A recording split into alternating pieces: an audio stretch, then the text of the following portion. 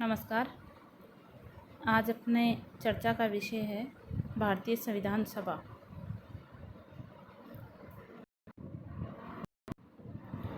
इसके गठन और कार्यप्रणाली के ऊपर आज अपन चर्चा करेंगे।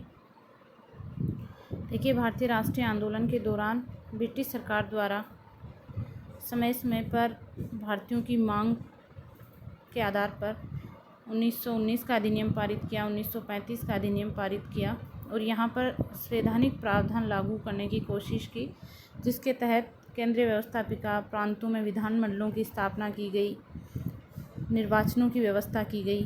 लेकिन भारतीयों द्वारा लगातार ये मांग की जा रही थी कि भारतीय खुद अपना संविधान कैसा होगा, संवैधानिक शासन कैसा होगा, इसका निर्णय स्वयं भारतीय करेंगे और इसके लिए एक संविधान सभा होनी चाहिए जो संविधान का निर्माण करे। आज हमारे सामने जो संविधान है, जिस प्रारूप में है, जिसके प्रावधानों का हम पालन करते हैं, वो कैसे बना, किस तरीके से बना, वो किसने बनाया, इसके ऊपर अपन चर्चा कर रहे हैं। तो सबसे पहले अपन देखते हैं संविधान सभा की मांग कब कब हुई, राष्ट्रीय आंदोलन के दौरान किसने की। संविधान सभा होती क्या है? संविधान निर्माण के लिए गठित सभा को क्या कहा जाता है? संविधान सभा कहा जाता है। अब अपन यदि भारतीय राष्ट्रीय आंदोलन की बात करें तो सबसे पहले 1885 में भारतीय राष्ट्रीय कांग्रेस की स्थापना होती है और 1885 से लेकर 1905 तक का जो काल है वो उदारवादी कहलाता है और 1905 के बाद 1919 तक का जो युग है वो उग्रवाद के नाम से जाना जाता है। तो उग्रवादी आंदोलन के जो नेता या उग्रवादी कांग्रेस में एक जो अलग विचारधारा थी, मेन जो थे बाल गंगाधर तिलक, इन्होंने एक विधेयक लाए थे, ये स्वराज्य विधेयक। स्वराज्य ने खुद का राज्य होना चाहिए, इन्होंने एक मांग रखी थी। उस विधेयक में संविधान सभा की बात की थी। संविधान सभा यानी भारतीयों का एक सभा हो जो स्वयं संविधान का निर्माण करे। औपचारिक रूप से यदि अपन देखें तो भारत में संविधान सभा के गठन का विचार सर्वप्रथम 1934 में एमएन रॉय ने रखा था। इन्होंने सर्वप्रथम ये कहा था कि भारतीयों के लिए एक संविधान सभा नामक कोई गठन किया जाए, समूह, और जो भारतीयों के लिए संविधान का निर्माण करे। भारतीय राष्ट्रीय कांग्रेस ने आधिकारिक रूप से 1935 में पहली बार भारत के संविधान के निर्माण के लिए संविधान सभा के गठन की मांग की। तो इस प्रकार भारतीयों द्वारा राष्ट्रीय आंदोलन के दौरान जो संविधान सभा की मांग की जा रही थी, उसके आधार पर ब्रिटिश सरकार ने 1940 में क्रिस प्रस्ताव लेकर आई थी। देखिए, 1940 का काल अंतर्राष्ट्रीय राजनीति में अपन ये देखें तो वह काल है जब दूसरा विश्व युद्ध चल रहा था, मजबूरन, क्योंकि दूसरा विश्व युद्ध जिन सिद्धांतों के आधार पर लड़ा जा रहा था, उन सिद्धांतों में एक प्रमुख ये था आत्मनिर्णय का अधिकार, कि प्रत्येक देश को और वहाँ के देश की जनता को स्वयं अपना निर्णय करने का अधिकार होना चाहिए। तो मजबूरन ब्रिटिश सरकार ने क्रिप्स प्रस्ताव में ये बात स्वीकार की थी कि भारत का संविधान स्वयं भारतवासी तैयार करेंगे। हालांकि क्रिप्स प्रस्तावों को राष्ट्रीय आंदोलन के जो नेता थे उन्होंने स्वीकार कर दिया था। उसके बाद में 1946 की कैबिनेट मिशन योजना में भारतीय संविधान सभा के प्रस्ताव को स्वीकार किया गया। 1946 में कैबिनेट मिशन योजना आई और उसने अपनी जो रिपोर्ट दी, उस रिपोर्ट के आधार पर भारत में संविधान सभा का गठन किया गया। कैबिनेट मिशन योजना देखिए क्या थी। मार्च 1946 की ये बात है। ब्रिटिश प्रधानमंत्री उस समय थे एटली। एटली जब चुनाव जीत कर आए थे, इन्होंने पहले ये घोषणा कर दी थी कि 1948 से पहले भारतीयों को स्वतंत्रता दे दी जाएगी। तो इन्होंने अपने कैबिनेट के 3 सदस्यों का एक उच्च स्तरीय शिष्टमंडल भारत भेजा और उसका प्रमुख कार्य यही था कि संविधान सभा का निर्माण करना और उस संविधान सभा का निर्माण कैसे किया जाए इसके ऊपर चर्चा करना। ये जो शिष्टमंडल था, इसमें ब्रिटिश कैबिनेट के 3 सदस्य थे, सर पैथिक लॉरेंस, एवी अलेक्जेंडर और स्टेफर्ड क्रिप्स। ये 3 सदस्य थे और इस मिशन ने, कैबिनेट मिशन ने मई 1946 में अपनी रिपोर्ट प्रस्तुत की और उसी रिपोर्ट के आधार पर भारत में संविधान सभा का गठन किया गया, जिस संविधान सभा ने भारतीय संविधान का निर्माण किया था। कैबिनेट मिशन योजना के अनुसार देखिए, संविधान सभा जो बननी थी उसकी कुल सदस्य संख्या थी 389 निर्धारित की गई थी, 389। इसमें कैसे डिवाइड थे ये?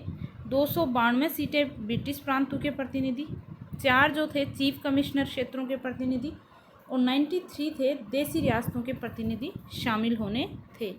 यानी टोटल जो कुल सदस्य संख्या थी वो 389 थी। संविधान सभा में प्रांतों में और देसी रियासतों में इनको जो सीटें दी गई थी वो इनके जनसंख्या के अनुपात में दी गई थी और ये जो आधार रखा गया था, जनसंख्या का जो अनुपात रखा गया था वो था 10 लाख लोगों के ऊपर 1 सीट। यानी किसी प्रांत की जनसंख्या 20 लाख है तो 2 सीट, 30 लाख है तो 3 सीट। तो इस प्रकार 10 लाख के ऊपर 1 सीट आवंटित होनी थी। देसी रियासतों के मामले में बाकी जो ब्रिटिश प्रांत थे वहाँ संविधान सभा के लिए चुनाव होना था पार्टियों के आधार पर, लेकिन जो देसी रियासतों के प्रतिनिधि थे उनका चयन रियासतों के प्रमुखों द्वारा होना था। रियासत का चाहे राजा है, रियासत का चाहे नवाब है या फिर रियासत की जो शासन प्रणाली है उसका जो प्रमुख है, उनके द्वारा संविधान सभा में प्रतिनिधि भेजने थे और वही उनका चयन करने वाले थे। अब देखिए संविधान सभा में इस आधार पर जुलाई 1946 में चुनाव हुए। रिपोर्ट जो आई थी या जिस आधार पर संविधान सभा का गठन होना था, कैबिनेट मिशन योजना ने मई 1946 में रिपोर्ट प्रस्तुत की थी। ये जो जुलाई 1946 में चुनाव हुए, इन चुनावों में भारतीय राष्ट्रीय कांग्रेस को 208 सीट मिली, मुस्लिम लीग को 73 और अन्य जो छोटी पार्टियां थी किसी को 2 किसी को 1 और ऐसे करके 15 सीटें मिली। यानी 296 सदस्यों के चुनाव हुए। देसी रियासतें जो थी ये प्रतिनिधि सभा में अलग अलग समय पर शामिल हुए। हालांकि शुरुआत में तो देसी रियासतों के प्रतिनिधि शामिल ही नहीं हुए थे संविधान सभा में, लेकिन बाद में ये धीरे धीरे शामिल हुए। इसमें एक ये है कि हैदराबाद एक ऐसी रियासत है जिसके प्रतिनिधि संविधान सभा में शामिल नहीं हुए। कई बार पूछा जाता है कि कौन सी ऐसी रियासत है जिसके प्रतिनिधि संविधान सभा में शामिल नहीं हुए, तो हैदराबाद ऐसी रियासत थी। अब देखिए संविधान सभा के चुनाव हो गए, संविधान सभा का गठन हो गया, तो इसकी कार्यप्रणाली किस प्रकार इसने कार्य किया। इसकी पहली बैठक जो है वो 9 दिसंबर 1946 को हुई थी। मुस्लिम लीग ने इस बैठक का बहिष्कार किया था।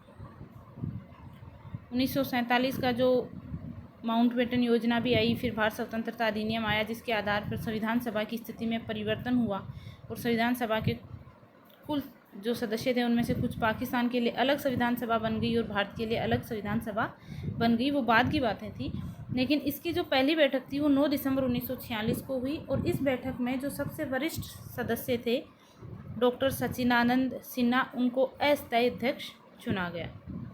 उसके बाद संविधान सभा की 11 दिसंबर 1946 को दोबारा से बैठक होती है और इस बैठक में कांग्रेस के जो वरिष्ठ नेता थे डॉक्टर राजेंद्र प्रसाद, इनको संविधान सभा का स्थायी अध्यक्ष निर्वाचित किया गया था।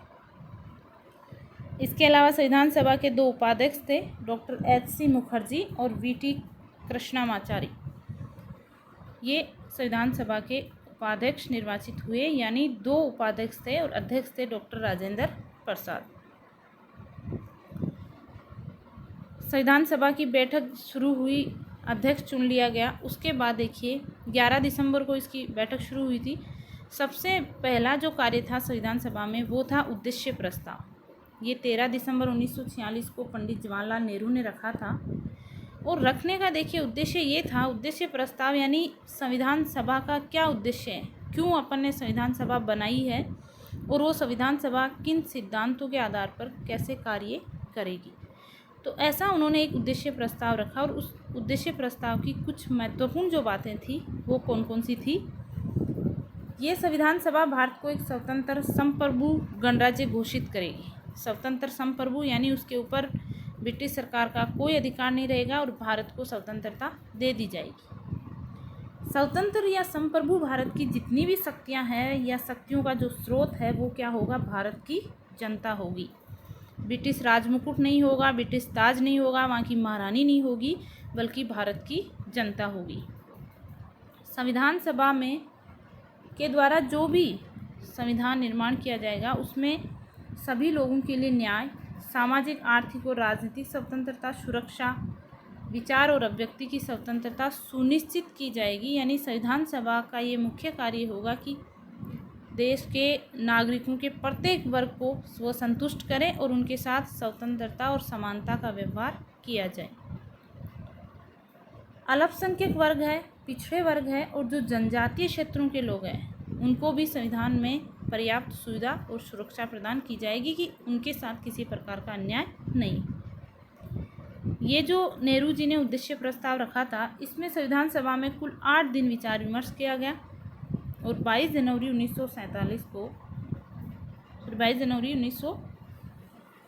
को संविधान सभा के सदस्यों ने सर्वसम्मति से उद्देश्य प्रस्ताव को पारित कर दिया। यानी 8 दिन विचार विमर्श के बाद इसको पारित कर दिया गया। 22 जनवरी 1947 को इस प्रस्ताव को पास कर दिया गया। प्रस्ताव पास करने के बाद में उद्देश्य प्रस्ताव स्वीकृत हो गया। इसके बाद देखिए, संविधान निर्माण के जो विभिन्न पहलू थे उन पर विचार करने के लिए अनेक समितियां नियुक्त की गई थी, जैसे संघ संविधान समिति, प्रांतीय संविधान समिति, मूल अधिकारों या अल्पसंख्यकों से संबंधित शक्तियां समिति। हर क्षेत्र से अलग अलग समितियां बनाई गई थी, लेकिन सबसे प्रमुख जो समिति थी वो थी प्रारूप समिति। डॉक्टर BR अम्बेडकर की अध्यक्षता में इस प्रारूप समिति का गठन किया गया था 29 अगस्त 1947 को। समिति का कार्य क्या था? विभिन्न जो अन्य समितियां थी उनके जो प्रस्ताव थे उन पर ये समिति विचार करेगी और विचार करने के उपरांत, सारी खोजबीन करने के उपरांत संविधान का जो प्रारूप है उसको तैयार करेगी। प्रारूप समिति ने अन्य समितियों के प्रस्तावों पर विचार करके संविधान का प्रारूप तैयार किया और फरवरी 1948 में संविधान सभा के अध्यक्ष के समक्ष प्रारूप समिति ने अपना प्रारूप जो था उसको रखा।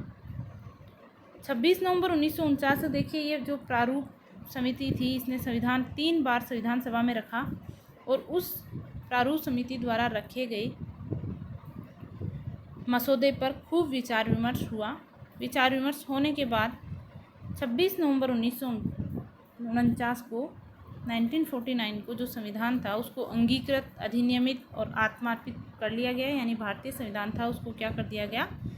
घोषित कर दिया गया। अब देखिए, 26 नवंबर 1949 को संविधान के कुछ उपबंध उसी दिन से लागू हो गए और उस समय जो संविधान था उसमें एक प्रस्तावना थी, 395 अनुच्छेद थे और 8 अनुसूचियाँ थी।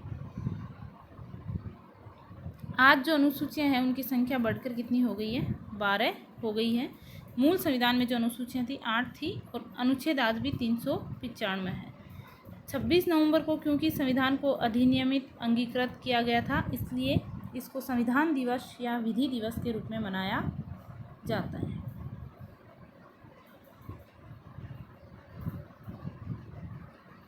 संविधान दिवस के रूप में मनाया जाता है। अब इस संविधान निर्माण में देखिए, टोटल जो समय था वो लगा 2 वर्ष 11 में 18 दिन लगे और संविधान निर्माताओं ने लगभग अन्य जो विश्व के देश थे 60 देशों के संविधानों का अवलोकन किया था और उनकी जो अच्छी अच्छी बातें थी, लोकतांत्रिक जो व्यवस्थाएं थी उनको ग्रहण किया। प्रारूप समिति द्वारा बनाए गए संविधान के प्रारूप पर संविधान सभा ने 114 दिन विचार किया। कुछ अनुच्छेद 26 नवंबर 1949 के दिन लागू कर दिए गए और शेष प्रावधान 26 जनवरी 1950 को लागू किए गए। तो 26 जनवरी, जिसको अपन गणतंत्र दिवस के रूप में मनाते हैं, 26 जनवरी 1950 को संविधान है वो संपूर्ण तरीके से लागू कर दिया गया। 26 जनवरी देखिए ऐतिहासिक महत्व का दिन था, इसीलिए इस तारीख को चुना गया क्योंकि 1929 में जो लाहौर अधिवेशन हुआ था, उस लाहौर अधिवेशन में भारतीय राष्ट्रीय कांग्रेस ने ये तय किया था कि हर 26 जनवरी को हम स्वतंत्रता दिवस के रूप में मनाएंगे। तो एक ऐतिहासिक तिथि होने के कारण इसी दिन संविधान को लागू किया गया। धन्यवाद।